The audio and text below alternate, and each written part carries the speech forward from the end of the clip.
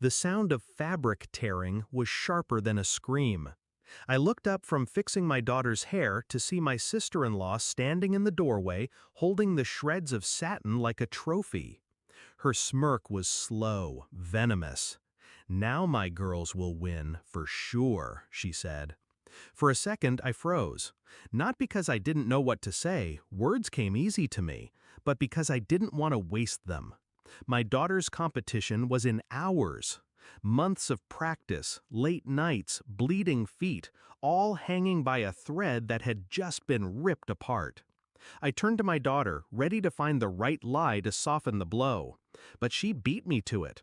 Her eyes, calm, almost amused, met mine. "Mom," she whispered, leaning close so only I could hear, "relax." Then she tilted her phone, showing me something that made the corner of my mouth twitch upward despite myself. The dress she destroyed was a decoy. 6 months earlier, I would have never suspected my sister-in-law of something so petty. She was loud, competitive, and allergic to sincerity, but she'd never crossed the line. Until the last regional competition. That night, her daughters accidentally stepped on my girl's shoe just before going on stage. A broken strap, a stumble during the routine, a drop in the rankings. When I confronted her afterward, she shrugged. "Accidents happen," she said, sipping champagne like she'd just hosted a charity gala instead of sabotaging a teenager. It wasn't just cruelty, it was calculation. She needed her daughters to win, not because they deserved it, but because she needed to be the mother of winners. That's when I knew the next time she wouldn't settle for a broken strap. She'd aim bigger. So we prepared. My daughter and I found an old competition dress at a thrift shop. Similar cut, similar color, but made of cheap fabric that looked elegant from a distance. We tailored it to her exact size. She wore it during rehearsals when we knew my sister-in-law would drop by. The real dress, a custom piece my daughter had designed herself, stayed in a garment bag under lock and key in my car. We didn't tell anyone, not my husband, not my friends, not even the other moms in our circle. The fewer people who knew, the cleaner the game. Now, in the cramped dressing room, I looked from the shredded fake dress on the floor to my daughter's raised eyebrow. My sister-in-law was still standing there, waiting for the panic. "Oh no," I said flatly, picking up the ruined fabric. "Guess that's it then." Her smile widened, teeth bared like she'd just landed the final blow. "Such a shame," she said. "Maybe next year." She sauntered out, heels clicking, already picturing her daughters holding trophies. I gave her 10 minutes, enough time to let her confidence solidify into arrogance.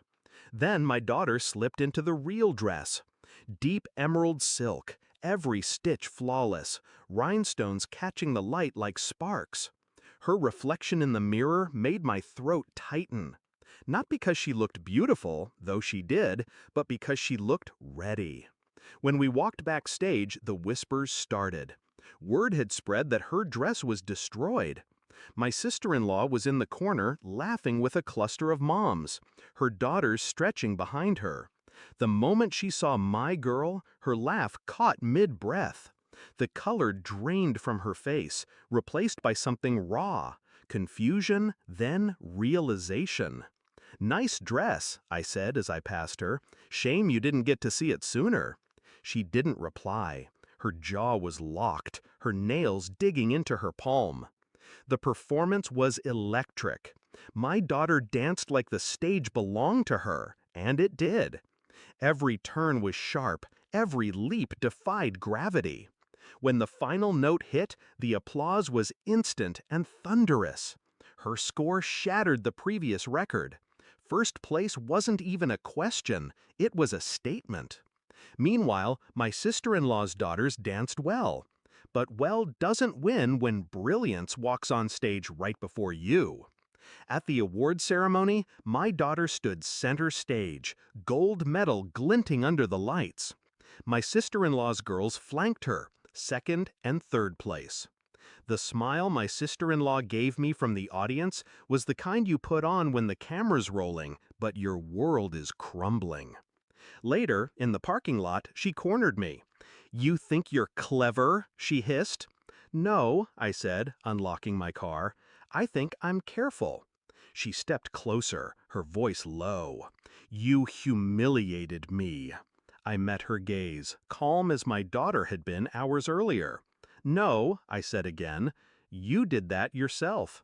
You just didn't plan for someone who plans better." Driving home, my daughter was quiet for a while. Then she turned to me, grinning. "You didn't even look mad when she ripped it." "I wasn't," I said, eyes on the road. "Because anger's a waste when you've already won." That night I folded the ruined decoy dress and put it in a box. Not as evidence, as a reminder. Some people think victory is about being the